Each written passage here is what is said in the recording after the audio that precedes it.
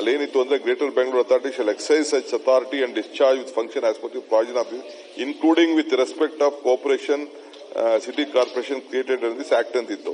ಅದನ್ನು ತೆಗೆದಿದ್ದೀವಿ. We will not interfere. Corporation is separate. We don't want to interfere with any of the corporation. ಅದೊಂದು ಯಾರೊಬ್ರು ನಮ್ಮ court ಅಲ್ಲಿ PL ಹಾಕಿದವರು ಒಂದು ಅಬ್ಜೆಕ್ಷನ್ ಹಾಕಿದ್ರು. You may interfere with the corporation act ಅಂತ. We don't want to interfere with the 74-75 amendment ಇದೆ.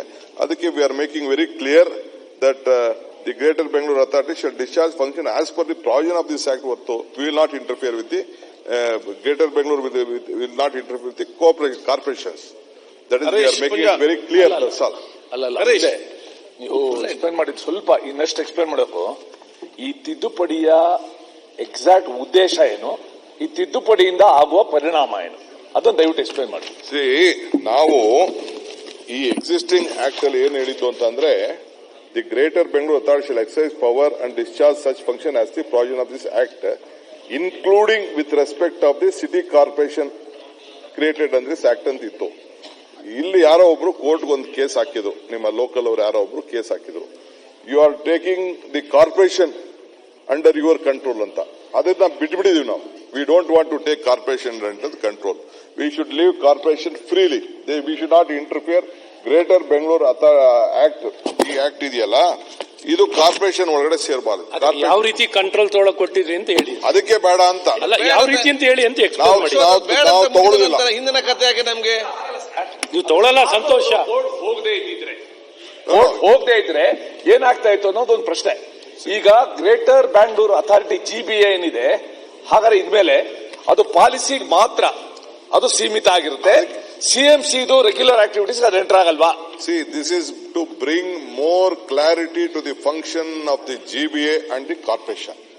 We don't want GBA to interfere with the corporation because there are hundreds of corporations in Karnataka or outside.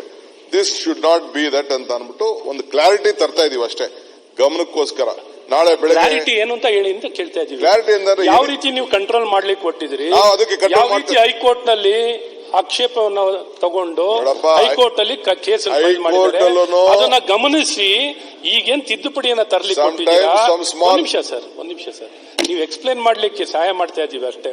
ಈ ಬಿಲ್ಲನ್ನು ಯಾತಕ್ಕೋಸ್ಕರ ತಿದ್ದುಪಡಿಯನ್ನ ತರಲಿಕ್ಕೆ ಕೊಟ್ಟಿದ್ದೀರಾ?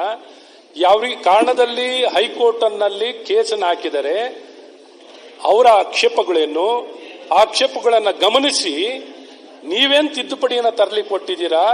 ಯಾವ ರೀತಿ greater Bengaluru ಅಥಾರಿಟಿಯನ್ನ ಹಸ್ತಕ್ಷೇಪ, ಯಾವ ಒಂದು ನಗರಸಭೆಗಳ ಮೇಲೆ ಹಸ್ತಕ್ಷೇಪವಿಲ್ಲದೆ ಕಾರ್ಯವನ್ನ ಮಾಡಬೇಕು ಅಂತ ನೀವೇನ್ ನಿಶ್ಚಯ ಮಾಡಿದ್ದೀರಾ? ಈಗೇನ್ ತಿದ್ದುಪಡಿ ತಂದಿರಾ? ಮೇಲ್ನೋಟದಲ್ಲಿ ಹಂಗಂದ್ರೆ ಅರ್ಥ ಆಗಲ್ಲ. ನಮ್ಗೆ ಡೀಟೇಲ್ ಆಗಿ ಹೇಳಬೇಕು ಅಂತ ಎಕ್ಸ್ಪ್ಲನೇಷನ್ ಕೊಡಿ ಅಂತ ನಿಮ್ಮನ್ನು ಕೇಳ್ತಾ ಡೀಟೇಲ್ ಆಗಿ ಹೇಳ್ತಾ ಇದ್ದೀನಿ. I am removing including with respect to the city corporation ಅಂತ ಏನಿತ್ತು ಅದನ್ನ ನಿಮ್ಮಂತವ್ರಿಗೆ ಯಾರಿಗೇ ಆಗ್ಲಿ, ಇವನ್ ಇನ್ ದಿ ಕೋರ್ಟಲ್ಲಿ ಅಪೀಲ್ ಮಾಡಲಿಲ್ಲ. ಬಟ್ ನಾವೇನೆ ಮುಂದೆ ಕನ್ಫ್ಯೂಷನ್ ಇರಬಾರ್ದು. ಪ್ರಜಾಪ್ರಭುತ್ವದ ವ್ಯವಸ್ಥೆಯಲ್ಲಿ ಯಾರು ಕಾರ್ಪೊರೇಷನ್ ಆಯ್ಕೆ ಮಾಡಿಕೊಂಡು ಯಾರು ಮೇಯರ್ ಇರ್ತಾರೆ ಅವ್ರಿಗೆ, ಆ ಬಾಡಿಗೆ ನೀವು ಯಾರ್ಯಾರು ಸದಸ್ಯರಿದ್ದೀರಿ ನಿಮ್ಗೆ ಸಂಪೂರ್ಣವಾದಂತ ಅಥಾರಿಟಿ ಇರಬೇಕು ಅನ್ನೋ ದೃಷ್ಟಿಯಿಂದ ಮುಂದಕ್ಕೆ ನಾನು ಇರ್ತೀನೋ ಇರುವುದಿಲ್ವೋ, ನೀವು ಇರ್ತಿರೋ ನೀವು ಇರುವುದಿಲ್ವೋ, ಇದು ಕನ್ಫ್ಯೂಷನ್ ಬೇಡ ಅಂತ ಹೇಳಿ ಅದನ್ನ ತೆಗೆದು ಬಿಸಾಕ್ತೆ.